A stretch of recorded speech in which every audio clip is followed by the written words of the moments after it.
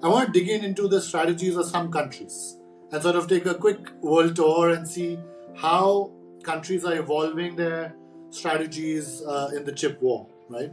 Let's start with the US. How, over the last 2, 3 years in particular, are you seeing the US evolve its chips sort of semiconductor strategy compared to maybe the decades that came before the last 2, 3 years when geopolitics suddenly has become right front and center in this industry? Well, I think for a long time, the US assumed that so long as it had a technological edge, it would also have a commercial edge. And that assumption, I think, has been undermined the past several years by two factors, both by the spread out of the supply chain. And so today, leading US chip firms are reliant on suppliers in Taiwan and in the Netherlands and in Japan. No country can do it alone, and that means supply chains are more complex. But also because in China, there's been just an extraordinarily large wave of government subsidies coming in that have begun to reshape the industry and eliminated the prior situation where there was a pretty level playing field between different countries, and now there's a highly unlevel playing field. And so the US government has decided it needs to become much more active in providing financial support for chip manufacturing in the US, which it had never really done before at any scale. And so the CHIPS Act, which is spending $39 billion in direct funding for chip making projects in the US, is really something quite new for the chip industry. And it's intended to bolster the manufacturing share of the chip industry in the United States, which is something that the US has historically been less focused on. Design, software, machine tools, those have been the US strengths in recent decades. And so the US government is trying to change this via direct financial incentives. Right. And of course, the other piece of the US strategy, which seems to be coming up more and more now in the last year or two, is export controls vis a vis its primary geopolitical competitor, China.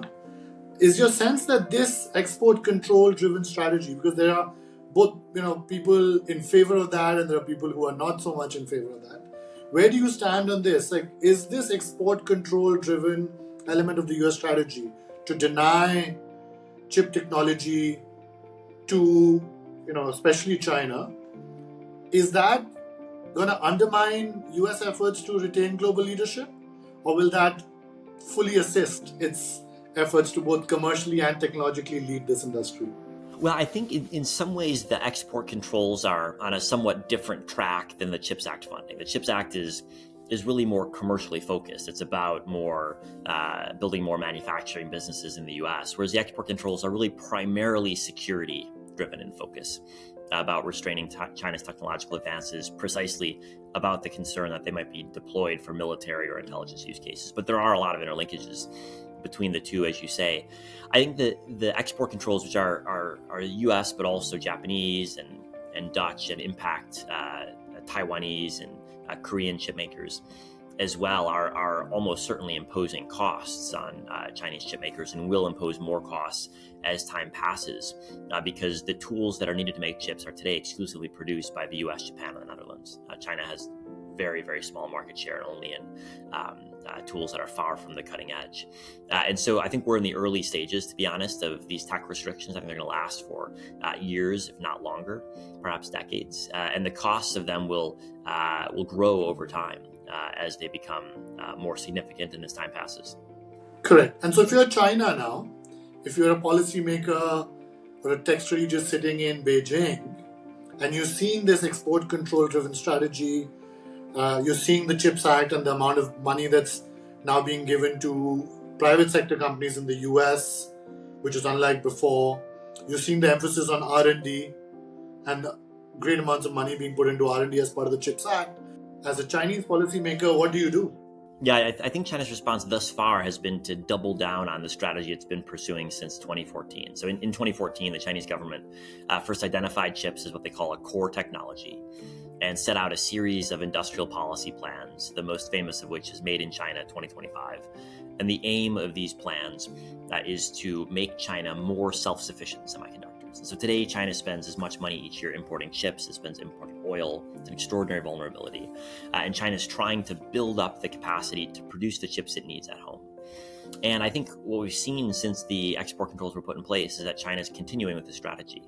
spending tens of billions of dollars a year in government subsidies at the national, provincial, and local level, and also increasingly accepting lower quality products at home if they're domestically made.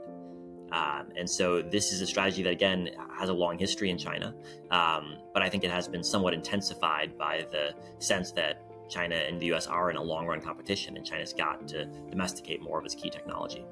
And do you think that'll work? Well, I think the question of whether it works depends on how much technological backwardness and how much additional cost you're willing to pay. If China's willing to pay tens of billions of dollars a year, it can certainly gain self-sufficiency. If China's willing to accept worse smartphones, worse computers, worse data centers than the rest of the world, it can certainly gain self-sufficiency. And so the question is not going to be, will it work, yes or no, but at what cost to China? What cost is China willing to bear in terms of dollars spent and in terms of technological backwardness? And self-sufficiency, accepting lower quality, all of these things don't seem to me to be the right national game plan to compete and win in the chip war. Maybe survive, but not necessarily win. Well, I think that's right, and I think that's why Xi Jinping would make a bad semiconductor CEO. But he's not a semiconductor CEO. He's the general secretary of the Communist Party, and I think general secretaries have different incentives, different priorities, and therefore he's had a different game plan than he would if he were running a private company.